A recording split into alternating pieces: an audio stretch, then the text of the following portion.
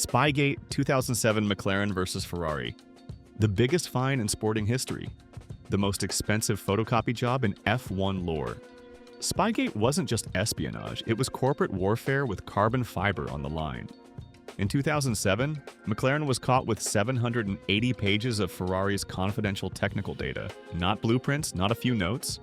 A literal novel of red secrets. Nigel Stepney, a Ferrari mechanic turned rogue agent, passed the information to McLaren's Mike Coughlin. Design insights, fuel strategies, setups, it was all there. And McLaren claimed they didn't use any of it. Sure, totally believable. The FIA launched an investigation that felt more like a Netflix drama than a tribunal. Emails between Alonso, De La Rosa, and Coughlin confirmed the team knew. The hammer dropped. $100 million fine and expulsion from the Constructors' Championship. Drivers kept their points. Titles stood. But McLaren's credibility took a nosedive straight through the gravel trap. Ron Dennis spent the season insisting on innocence while managing two drivers, Alonso and Hamilton, who hated each other's souls. The team imploded. Alonso left. Hamilton lost the title by a single point. And Ferrari, they still felt like the real victims. Spygate exposed F1's politics, paranoia, and the thin line between competitive intelligence and outright theft. It wasn't just a scandal, it was a blueprint for how far teams would go to win, without turning a wheel. Crashgate 2008 Renault at Singapore. Imagine deliberately crashing a Formula One car at 170 miles per hour to help your teammate win. Now imagine your boss told you to do it. Welcome to Crashgate, F1's dirtiest fix job since, well, ever. In 2008, during the inaugural Singapore Grand Prix, Renault ordered Nelson Piquet Jr. to crash on lap 14, triggering a perfectly timed safety car that handed Fernando Alonso, who had just pitted, an unbeatable advantage. Alonso won. Everyone clapped. No one suspected a thing. Until 2009. Piquet, sacked and bitter, blew the whistle. Emails, telemetry, meeting notes. It all surfaced. Team principal Flavio Briatore and engineer Pat Simons were found guilty. Briatore got a lifetime ban, later overturned. Simons was suspended. Alonso cleared. He claimed he didn't know. The FIA called it a breach of sporting integrity of unprecedented severity, which is legal speak for, are you kidding me? It wasn't just illegal, it was sociopathic. And the fact that it worked, even worse. Crashgate wasn't just one rogue engineer pulling a fast one. It was systematic manipulation, cooked up behind closed doors with driver compliance. Piquet's career never recovered. Briatore vanished, then resurfaced. Simons eventually found redemption at Williams. As for the sport, it tried to move on, but every safety car now carries a whiff of suspicion. Thanks, Renault. Abu Dhabi 2021. Race control meltdown. The most controversial lap in Formula One history didn't involve a crash. It involved a rulebook casually tossed into a jet turbine at 200 miles per hour. Abu Dhabi 2021 was supposed to be a title decider, Hamilton versus Verstappen, one last showdown. What fans got was a motorsport turned improv theater. On lap 53, Nicholas Latifi crashed. Safety car deployed, Verstappen pitted for fresh softs. Hamilton stayed out. Standard chess match. Then, it went off script. Race director Michael Masi let only some lapped cars unlap themselves, specifically the 5 between Hamilton and Verstappen. Then, with no warning, he restarted the race immediately. One lap, one move. Verstappen on softs passed Hamilton on 40-lap hards. Title decided, race over. Pandemonium. Mercedes protested. FIA said Masi had overriding authority under Article 15.3. Fans dug into Article 48.12 and 48.13 like it was gospel. Twitter exploded, appeals failed, Masi vanished. In the aftermath, the FIA rewrote the rulebook, fired Masi, created a VAR-style remote race control, and spent 2022 pretending it was all a learning experience, not a championship-deciding fiasco. Verstappen got his title. Hamilton got ghosted. The sport got a scar. Abu Dhabi 2021 wasn't just a mistake. It was an institutional collapse dressed up as racing spectacle. F1 will never be the same, and neither will trust in the people waving the flags. BR fuel tank scandal. 2005, Imola. Bar Honda came third in the 2005 San Marino Grand Prix. Then, FIA scrutineers noticed something weird. The car was overweight when empty, but suspiciously underweight when full. Enter the second fuel tank. The team had installed a hidden reservoir that could hold fuel during scrutineering, making the car seem legal. Then, during the race, that fuel was consumed, allowing the car to run underweight, faster, lighter, and completely illegal. The FIA went ballistic. BR denied any wrongdoing. Their defense? They claimed the second tank was just fuel collection space, not performance enhancing. The FIA wasn't buying it. The punishment? Disqualified from Imola, banned from the next 2 races, and slapped with a final warning that read like a breakup text. It was a classic case of F1 ingenuity crossing into full-blown fraud. Underweight cars are rocket ships. Fuel tanks are sacred. Bar broke both, and they got burned. The scandal didn't just cost them points. It torpedoed their credibility. The team limped to the end of 2005, then rebranded. Within a few years, they were gone. This wasn't just rule bending, it was an engineering con job, and they got caught red-handed. Team orders. Austria 2002. Ferrari's not-so-subtle fix. You're Rubens Barrichello. You've led every lap. You're about to win the Austrian Grand Prix, but then comes the radio call. Let Michael through. You lift off just before the line. Schumacher wins. The world groans. Welcome to Austria 2002. Formula One's most shameless team order moment. Ferrari didn't hide it. They didn't care. They were playing the long game, stacking points for Schumacher's inevitable title charge. But the optics? Awful. Fans booed. Commentators choked. Even Schumacher looked embarrassed, awkwardly trying to push Barrichello onto the top step of the podium. The FIA fined Ferrari $1 million, not for the order, but for turning the podium into a clown show. The worst part? It wasn't even necessary. Schumacher already had a monstrous championship lead, but Ferrari operated like a well-oiled dictatorship. No freedom, no fun, just maximum control. They said the quiet part out loud, and the backlash helped push a team order ban into the rulebook. Temporarily, Austria 2002 wasn't just team strategy. It was peak corporate cynicism. F1 wasn't scripted until that day when it absolutely was. Michelin meltdown. 2005 US Grand Prix. Indianapolis, the Brickyard, one of the biggest F1 venues on American soil. And in 2005, it hosted a race with 6 cars. Why? Because Michelin built tires that couldn't survive turn 13 without exploding. The solution? Michelin asked for a chicane. FIA said no. Michelin told its teams not to race. So Renault, McLaren, Williams, Toyota, Bar, and Red Bull all pulled out after the formation lap. That left Ferrari, Jordan, and Minardi. A grid of shame. Fans booed. Some demanded refunds. Michelin apologized. The FIA threatened sanctions. It was a governance disaster, a marketing catastrophe, and an outright humiliation for Formula One in America. The fallout lasted years. Michelin left the sport. US fans were alienated. And whenever F1 talks about expanding in North America, this race still hovers like a ghost. 6 cars, no credibility, maximum embarrassment. Ferrari's secret fuel flow settlement, 2019. Ferrari suddenly found straight-line speed in 2019. The paddock raised eyebrows. Their car was suspiciously fast. Red Bull cried foul.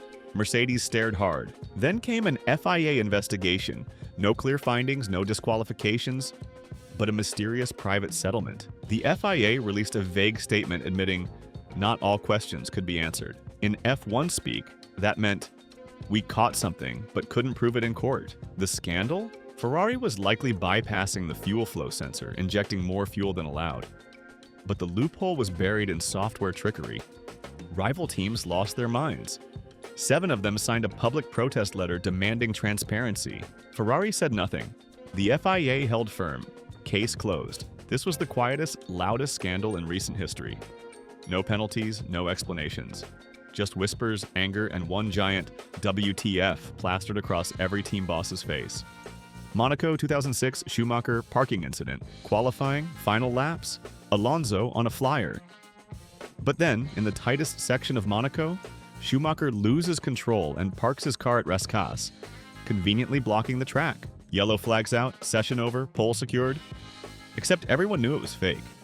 Stewards saw through the act like it was a Broadway audition. Schumacher was stripped of pole and sent to the back. but the damage was done. Alonso lost his shot. Fans added another chapter to the book of why Schumacher might be evil. This wasn't a mistake, it was sabotage. Cold, calculated, and executed with such ridiculous subtlety that even the onboard footage looked like it was filmed on satire mode. Monaco 2006 wasn't just a scandal. It was a masterclass in how to cheat and get caught, while still racing anyway. Iconic, pathetic, pure F1. Multi-21. Vettel versus Webber, Malaysia 2013. Multi-21, Seb. 3 words that detonated the fragile alliance at Red Bull. In Malaysia 2013, Mark Webber was leading, and team orders were in effect. Maintain position. Don't race, don't crash, take the points. Easy, right? Except Sebastian Vettel doesn't do obedient. He ignored the call, dive-bombed Webber into turn 4, and won. Webber was livid. The cool-down room felt like a family Thanksgiving gone nuclear. Vettel shrugged, muttered something about not understanding, and left with the trophy. Red Bull tried to paper over the chaos, but the truth was obvious. Vettel never cared about multi-21. The order meant driver number 2 leads. And Vettel wasn't built to be second. The scandal wasn't the overtake, it was the betrayal. Webber had played team games before, sacrificed points, covered Vettel. And this was the thanks. Full throttle insubordination broadcast live to millions. From that moment, Red Bull wasn't a team, it was a monarchy, and Seb wore the crown. Multi-21 didn't just end a friendship, it ended trust. Ballast scandal, 1984. If you want peak 80s cheating, look no further than Tyrrell's liquid ballast trick. Their car ran suspiciously light during races, but passed post-race weight checks. How? By filling the car with water ballast right before scrutineering. Genius, illegal, and hilarious. The FIA eventually caught on when mechanics were caught pouring water mixed with lead shot into the car during pit stops. Not fuel, not coolant, just literal dead weight. The scam was so wild the FIA assumed it had to be deliberate. And they were right.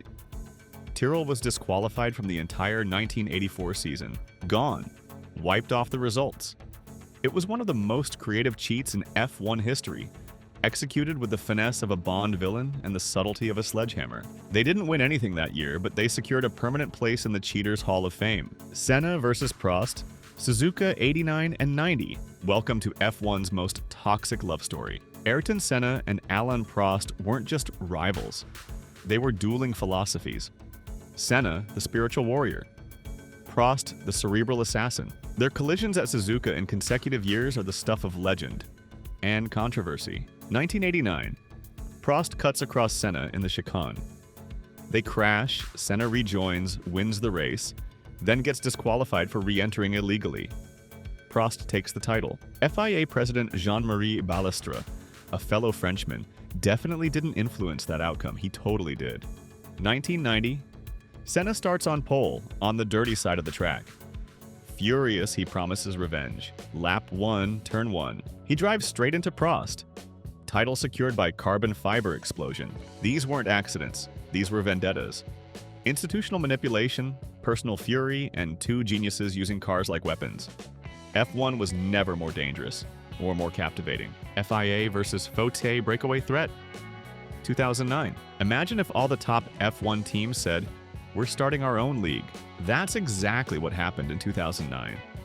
The FIA wanted to impose a strict budget cap. Teams said, nope. Ferrari even took the FIA to court. It was a political cage match with no tire warmers. FOTA, the Formula One Teams Association, threatened a full-on breakaway championship. They drafted calendars, logo concepts, legal teams. It was the Super League before football even thought of it. Eventually, a compromise was reached. FIA President Max Mosley stepped aside. Budget caps were relaxed. F1 stayed whole. But the threat? Oh, it was real. For months, the sport teetered on the edge of civil war. The 2009 FOTA versus FIA saga showed how fragile F1's unity really is. It's not about racing, it's about power. And when that power is threatened, even Ferrari will lawyer up. Flavio Briatore's lifetime ban and comeback? Flavio Briatore was already radioactive after crashgate, but his lifetime ban in 2009 sealed the drama. The FIA, eager to make an example, said Flav's actions in orchestrating a deliberate crash in 2008 disqualified him from ever returning to F1. But Briatore wasn't going quietly. He sued the FIA, calling the decision biased and illegal. The French courts agreed. His lifetime ban was overturned. Suddenly, Flav was back on the market like a rogue Bond villain with a Bluetooth earpiece. Technically, he hasn't run an F1 team since. But in 2024, Briatore officially returned as an advisor to Alpine, like nothing ever happened. Redemption arc? More like F1 forgot its own plot. This scandal showed two things. One, you can get banned for life and still return. Two, F1's moral compass has the spin resistance of a DRS flap in a hurricane. Silverstone protest invasion 2022, just stop oil, lights out, and protesters on the track? That's what happened at the 2022 British Grand Prix, where environmental activists from Just Stop Oil ran onto the live circuit during the opening lap, risking their lives and turning Silverstone into a political flashpoint. Drivers were livid. Security looked like they'd prepped with a YouTube tutorial. Protesters were tackled mid-track. Meanwhile, F1 tried to save face, praising the message but condemning the method. The real scandal? How the hell did they get on track? In an age of GPS bracelets and biometric paddock passes, a bunch of civilians outpaced the marshals. It exposed serious safety lapses. Protest is part of sport. But on a live racetrack with cars doing 180 miles per hour? That's less message, more suicide mission. Ecclestone's bribery charges and tax oops. Bernie Ecclestone, the puppet master of F1 for decades. Also, apparently, a part-time tax evader and bribery enthusiast. In 2014, he was charged with paying a German banker £33 million to smooth the sale of F1's rights. He called it a misunderstanding. The courts called it questionable ethics. He settled out of court, paid a fine, moved on. But then in 2022, British authorities charged him again. This time for hiding over £400 million in offshore assets. Yes, $400 million? Bernie's defense? He forgot to declare it. Must have slipped his mind. The man who ran F1 like a monarch for decades, now caught in scandal after scandal. And yet somehow always floating just above the flames. Bernie's story proves one thing. In F1, power means never having to say sorry. Just maybe hire a few more lawyers. Hamilton versus Verstappen. Cops chaos. Silverstone 2021. Lap 1. Silverstone. The crowd is deafening. Hamilton dives up the inside of Cops. Verstappen doesn't lift. Contact. Max hits the wall at 180 miles per hour. 51G impact. Red Bull explodes, emotionally and literally. Christian Horner's voice cracks before the car even stops spinning. The stewards gave Hamilton a 10-second penalty. He served it. Won the race anyway. Cue fireworks. Red Bull called it desperate. Mercedes called it a racing incident. Twitter called it war. This wasn't just a crash. It was a philosophical schism. Old school versus new school. Aggression versus entitlement. British media went feral. Dutch fans brought pitchforks. Toto Wolff emailed race control mid-race. Christian Horner said Max could have died. F1 entered its Real Housewives of the Paddock phase. Was it a racing incident? Probably. Was it the start of a full-blown rivalry drenched in chaos? Absolutely. Cops 2021 wasn't the end of anything. It was the spark that burned down the rulebook. Saudi Arabia Grand Prix, green lighting controversy, 2022. Let's talk optics. In 2022, just days before the Saudi GP, missiles hit an Aramco oil depot visible from the paddock. Drivers were told the race would go ahead, then had a late-night 4-hour meeting under security lockdown where the word choice became very, very blurry. Afterwards, they raced anyway. Some said it was about safety, others whispered about contracts, TV rights, and silent pressure from above. It didn't matter because everyone could see the smoke during FP2. The scandal wasn't just racing during a crisis. It was the mixed messaging. The drivers weren't comfortable, the fans weren't convinced. The decision-making process was opaque at best, coercive at worst. The Saudi GP became a microcosm of modern F1. Global expansion, moral compromise, and televised contradiction. Oh, and the race? Absolute chaos. But no one remembers that. Just the smoke. Masi's vanishing act.